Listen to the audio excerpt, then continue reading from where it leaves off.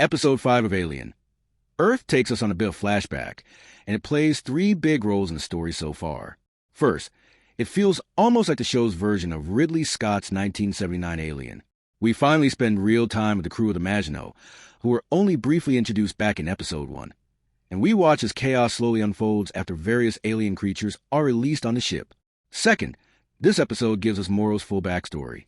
Up until now, he's been a mysterious figure, but here we learn his contract with Weyland-Yutani was for a staggering 65 years, during his long stretches in hypersleep. Morrow actually lost his daughter, which completely shattered his reason for working for the company in the first place. This makes him a much more sympathetic character, because at his core, he's just a father who sacrificed everything and ended up with nothing.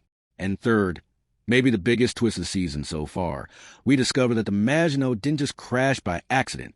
One of the engineers, Petrovich, had been secretly waking from stasis and sabotaging the ship. Why? Because Prodigy's boy genius, Cavalier, promised him rewards if he helped deliver alien specimens. This twist reframes the entire series. Up until now, Cavalier seemed like a cold opportunist, but Episode 5 shows he's far more dangerous. He's being set up almost like a Lex Luthor-type villain in the Alien universe, a manipulative mogul who pulls the strings from the shadows. One important difference between the Maginot and the Nostromo from the original Alien is the mission itself. The Nostromo was rerouted and stumbled into the nightmare. But the Maginot, its entire mission is to bring back alien samples. The crew isn't totally in the dark. They have specialists on board who clearly know a lot about alien biology, though they don't have the full picture. It's heavily implied that Weyland-Yutani already knew what they were dealing with, and deliberately sent this crew to capture samples. There's even a chilling moment where Petrovich reveals that his wife was killed by an alien in the past, apparently one that laid eggs at her eyes.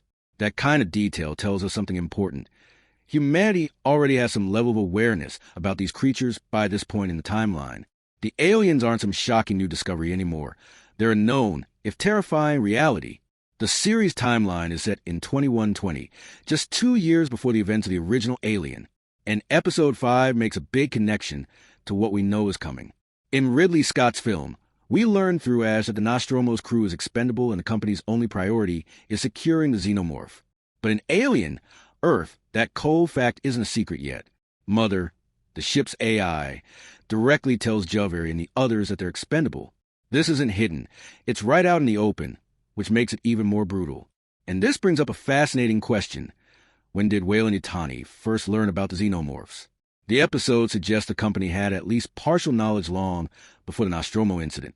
Some fans point to Prometheus as the origin of this knowledge, but Noah Hawley, the showrunner, has already said in interviews that his view is different.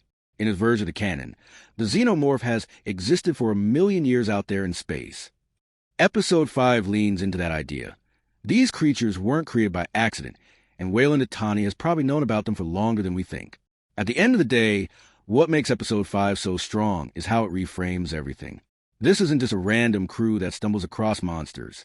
These are people who, at least on some level, know what they're dealing with, and that raises the stakes in a totally new way. Instead of being about discovery, it's about survival in a world where the danger was already written into the mission from the start. Outro. So that Episode 5, In Space, No One, it gave us Morrow's heartbreaking backstory, exposed Petrovich as a traitor, and showed us that Weyland-Yutani's obsession with xenomorphs goes back further than ever before. What do you think about this twist? Do you like that the company already had knowledge of the aliens? Or do you prefer the mystery of the original films where the crew didn't know what they were walking into? Drop your thoughts in the comments below. I'd love to hear your take. And if you're enjoying these breakdowns, don't forget to like, subscribe, and hit that notification bell so you don't miss my Episode 6 recap. Thanks for watching, and remember, in space, no one can hear you scream.